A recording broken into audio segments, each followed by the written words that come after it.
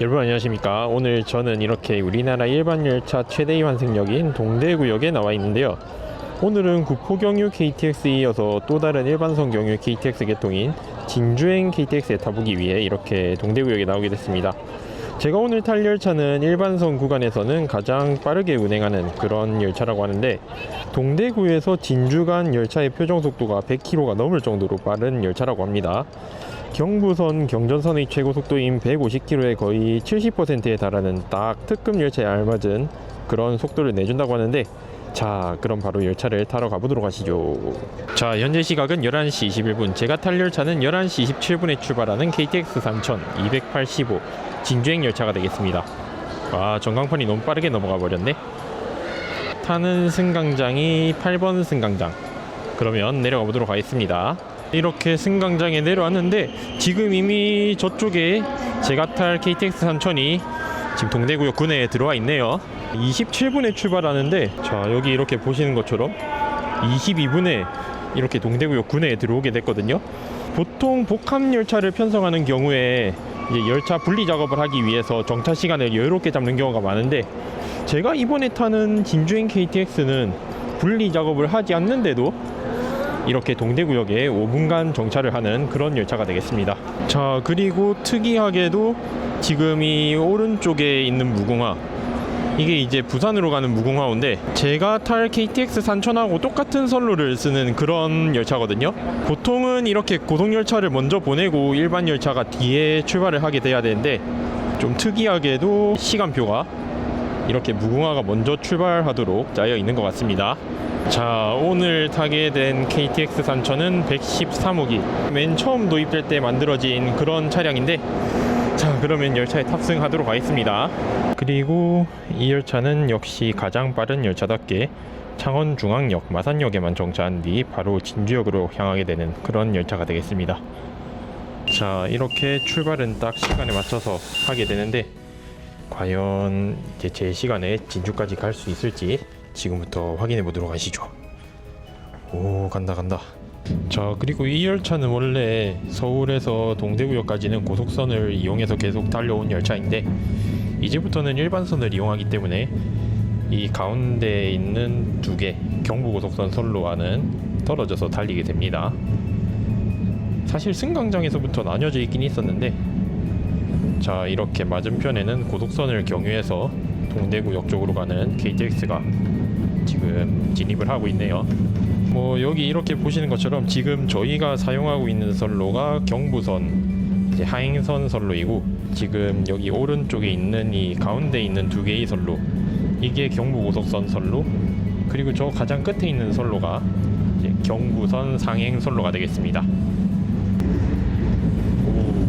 그리고 이렇게 진행 방향 왼쪽으로는 방금 누리로 열차가 지나간 걸 보실 수가 있었는데, 지금 이 왼쪽에 있는 선로도 일단은 경부선 하행선으로 동대구역에서 가천까지는 이렇게 경부선 하행선 선로가 두 개가 나란히 달리게 된다고 하네요. 자, 그리고 열차는 가천역을 통과. 이 가천역을 통과하게 되면 이렇게 나란히 달리던 경부선 선로 하나가 대구선으로 분기하게 됩니다. 자, 그리고 다른 구포경유 KTX들이 통과를 하는 경산역을 통과. 아까 먼저 갔던 무궁화호가 이렇게 저희 열차를 대피하고 있네요. 그리고 현재 속도는 약 132km, 굉장히 빠른 속도로 달리고 있습니다. 오, 한 140까지 올려주나? 거의 최고 속도인 150km에 가까이 달려주고 있네요.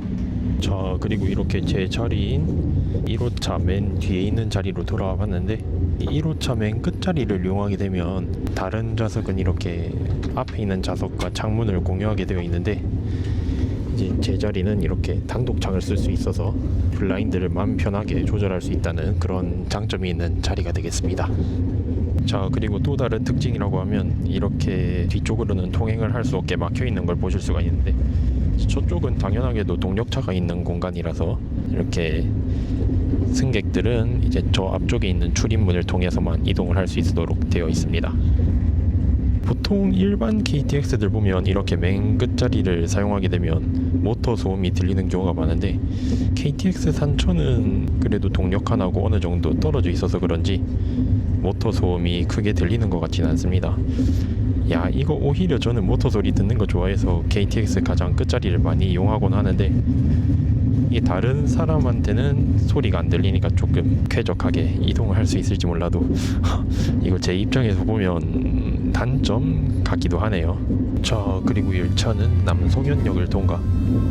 이제 보통 이런 이면 4선의 역들 같은 경우에는 저 안쪽에 있는 선로가 통과선인 경우가 많은데, 남성현역은 특이하게도 이렇게 바깥쪽에 있는 선로가 통과선이라고 합니다.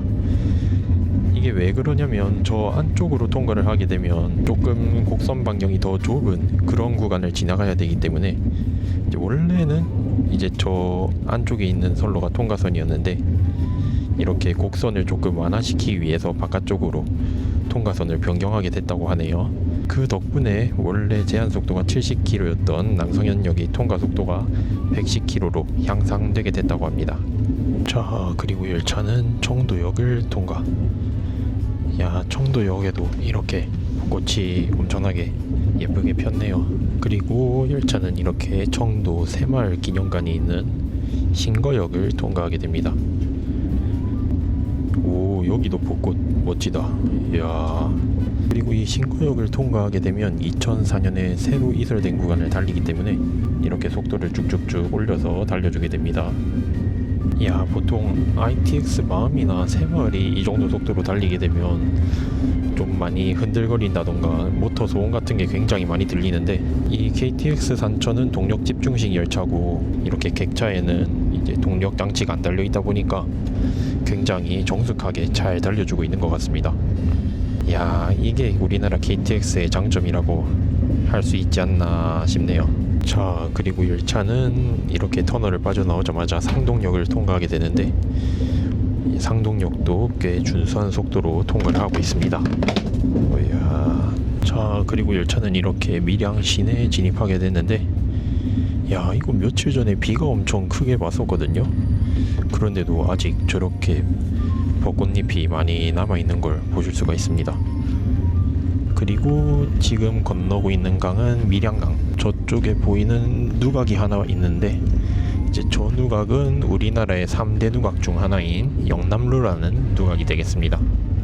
고려시대 때 만들어져서 1844년에 사고가 났다가 복원이 된 그런 건물이라고 하네요. 현대식으로 복원된 것도 아니고 1844년 근 200년 전에 복원이 된 건물이다 보니까 이제 조선 후기의 양식을 잘 표현하고 있는 그런 건물이라고 합니다. 자, 그리고 모든 구포 경유 KTX들이 필수적으로 정차하게 되는 밀양역을 통과하게 됩니다. 구포 경유 KTX가 밀양역에 정차하는 것과는 달리 이렇게 진주행이나 마산행 KTX들은 일부 편성이 밀양역을 통과하게 된다고 하네요. 저희 열차도 정차역이 적은 편성인 만큼 이렇게 밀양역을 통과하고 있습니다. 그리고 지금 오른쪽에 보이는 강은 밀양강, 낙동강의 지류 중에서 가장 큰 강이 되겠습니다.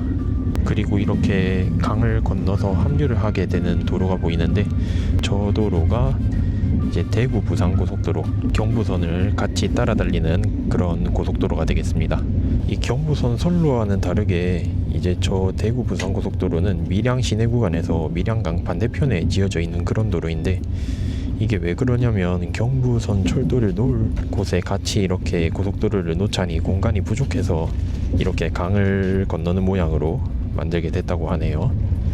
그리고 지금 삼랑진역을 앞두고 잠시 이렇게 속도를 줄이게 되는데, 여기서 저희 열차는 경부선과 분기해서 경전선으로 진입을 해야 되기 때문에 이렇게 잠시 속도를 또 줄이게 됩니다.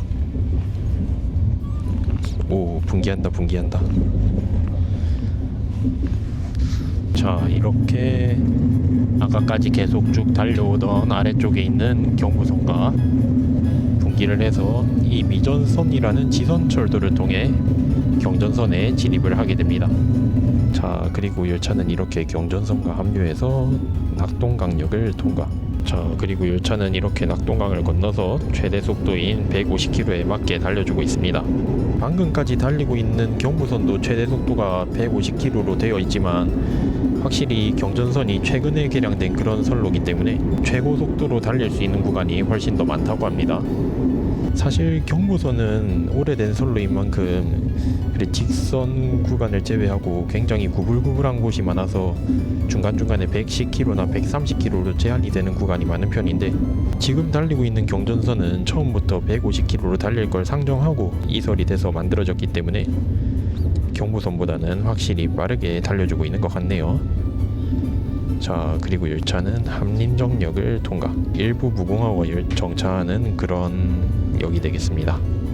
그리고 이 경전선과 경부선의 또 다른 차이점이라고 하면, 이제 ITX 새마을이나 무궁화호는 경부선에서는 신호 문제로 최고 속도가 140km로 제한되게 되는데, 이 경전선에서는 150km까지 속도를 높여서 달릴 수 있다고 하네요.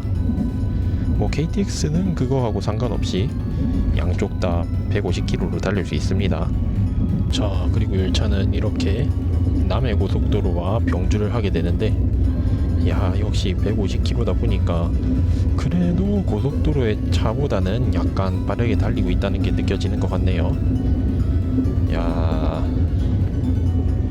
그리고 지금 저 오른쪽으로 갈라지는 선로는 부산 신항선, 부산 신항 쪽으로 가는 화물열차들이 사용하는 그런 선로가 되겠습니다.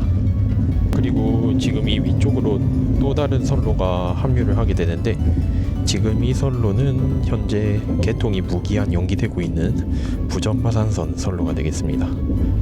뭐 제 채널을 보시는 분들이는 다 알고 있을 거라고 생각하는데, 현재 이제 하저터널이 붕괴되는 사고로 인해서 개통을 5년째 못하고 있는 그런 비운의 노선이죠. 야, 이렇게 선로 공사 자체는 다 끝났는데, 와, 뭐야, 이렇게 연결까지 되어 있네요. 자, 그리고 열차는 창원중앙역에 도착. 야, 원래 저 창원대라는 부역명이 있었나? 아니면 제가 그냥 체감을 못한 걸 수도 있는데, 오, 창원대라는 부역명이 있었구나. 야, 모르고 있었네. 그리고 열차는 12시 25분 2분 늦게 이렇게 창원중앙역을 출발하게 됩니다. 자, 그리고 지금 저쪽에 보시면 승강장 높이가 높은 승강장이 보이는데, 이제 저 승강장은 나중에 광역전철이 투입될 거를 대비해서 미리 만들어 놓은 그런 승강장이라고 하네요. 아쉽지만 지금 부선 마산선 개통이 지연되고 있고 광역전철 투입도 무산이 되었기 때문에 앞으로 저 승강장은 어떻게 사용될지 모르겠습니다. 자, 그리고 열차는 옛날부터 창원의 중앙역 역할을 했던 창원역을 통과하게 됩니다. 그리고 이어서 열차는 마산시가 아니고 창원시 마산 하포구에 진입하게 됩니다. 한 15년 전만 해도 마산과 창원은 행정구역이 분리되어 있었는데, 지금은 구 마산시가 창원에 통합되어 두 개의 구로 갈라지게 되었죠. 자, 그리고 열차는 마산역에 도착. 지금 맞은편에는 마산역을 시종착역으로 하는 KTX가 대기를 하고 있네요. 이렇게 보시는 것처럼 마산역은 차량기지도 있고 이런 KTX나 일반 열차들이 회차를 할 수 있는 공간이 있기 때문에 일부 KTX는 여기 마산역에서 출발을 하게 된다고 합니다. 자, 그리고 도착 시간은 12시 35분. 아까 창원중앙역에서처럼 2분 늦게 도착을 하게 됐네요. 그래도 원래 여기서 정차 시간이 2분으로 잡혀 있었는데, 지금 이렇게 지연을 회복시켜주기 위해서 1분만 정차를 한 후 마산역을 출발하게 됩니다. 이렇게 열차는 마산역을 출발해서 속도를 쭉쭉쭉 높여주고 있는데, 그래도 KTX 산천이 이제 KTX와 똑같은 동력 집중식 열차기는 해도 이제 열차가 더 짧다 보니까 가속력이 좋다는 게 느껴지는 것 같습니다.